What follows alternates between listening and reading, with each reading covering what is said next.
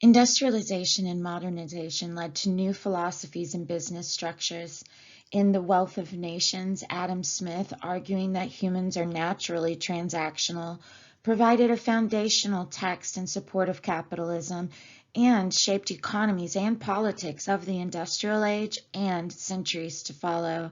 Mercantilism, a system of economic protectionism, was replaced by laissez-faire policy that promoted minimal government involvement in commerce and encouraged countries to reduce tariffs on trade. These economic ideas were reflected in and supported by emerging transnational institutions, including banks such as the Hong Kong and Shanghai Banking Corporation, or HSBC, and manufacturers such as Unilever. As trade increased, so did the availability, affordability, and variety of consumer goods. New ways of organizing businesses arose during the Industrial Revolution. Some manufacturers formed giant corporations in order to minimize risk. A corporation is a business chartered by a government as a legal entity owned by stockholders or individuals who buy partial ownership directly from the company when it is formed or later through a stock market. Stockholders might receive sums of money known as dividends from a corporation when it makes a profit. If a corporation experiences a loss or goes bankrupt, the stockholders are not liable for the losses.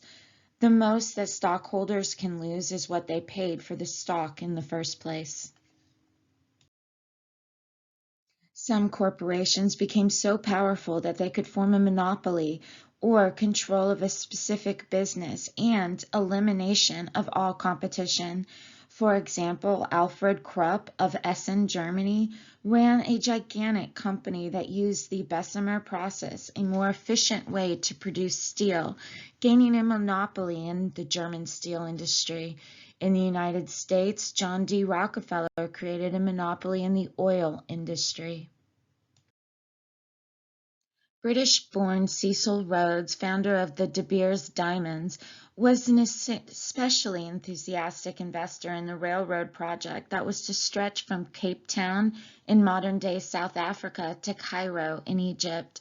Connecting all of the British-held colonies with a transportation network could make governance easier and aid in conducting a war if necessary. The project was never completed because Britain never gained control over all of the land on which such a railroad was to be built. The overwhelming majority of railroad workers in Africa were natives who were paid far lower wages than their European counterparts. Thus, railroad technologies was a means of extracting as many resources as possible from subject lands while paying colonial laborers as little as possible.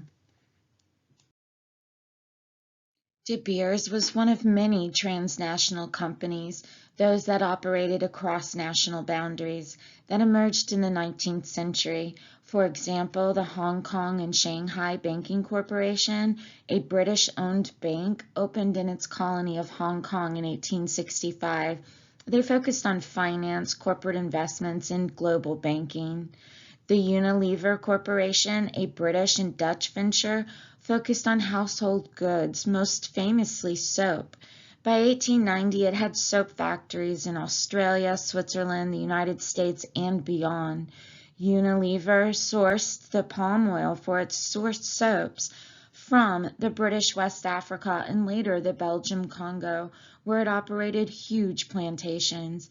Because these companies were transnational, they gained wealth and influence on a scale rarely approached before.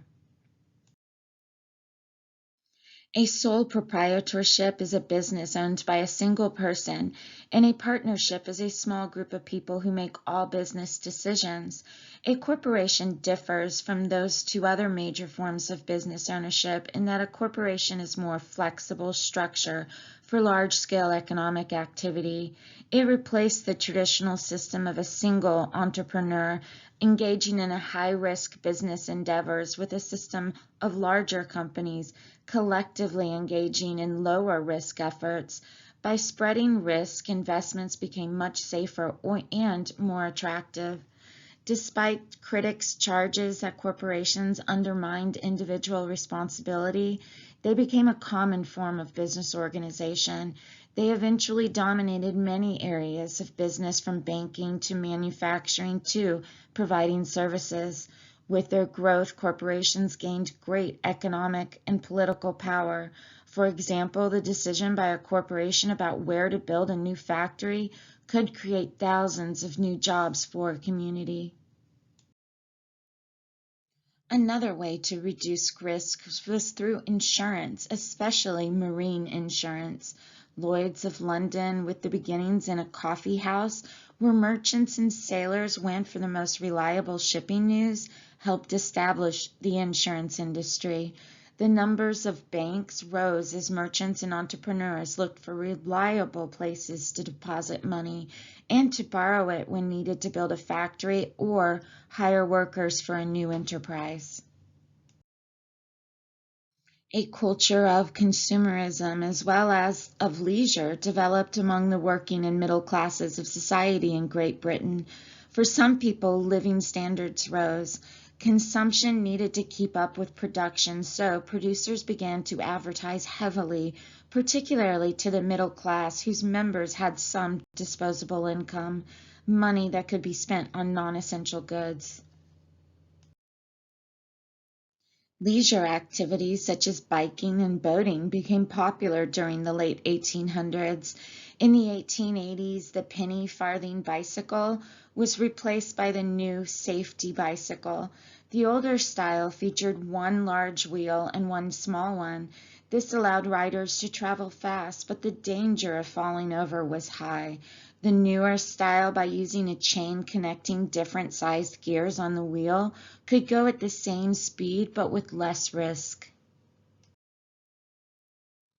Companies encouraged their workers to participate in athletics because they believed that sports rewarded virtues such as self-discipline and playing by the rules. The sales of athletic equipment also generated business for those who made everything from soccer balls to sports stadiums. Perhaps because workers spent most of their waking hours in a bleak industrial environment, material goods and leisure entertainment became important escapes. In Europe, soccer, known there as football, became popular, while baseball dominated sports in the United States. Particular sports developed along class lines. Tennis and golf in England, for example, were played by the upper classes, while certain types of rugby were played only by the lower classes. The commercialization of the demand for public culture was also seen in the construction of music halls and public parks, particularly during the second half of the 19th century. Both the halls and the parks were built to accommodate a wide range of social classes. One aim of this mingling of classes was for the lower class to see more civilized, rational behavior, so that they would be encouraged to emulate it. The manner in which one class may have ultimately influenced the other is difficult to quantify, yet the enduring presence of such public mingling places remains intact.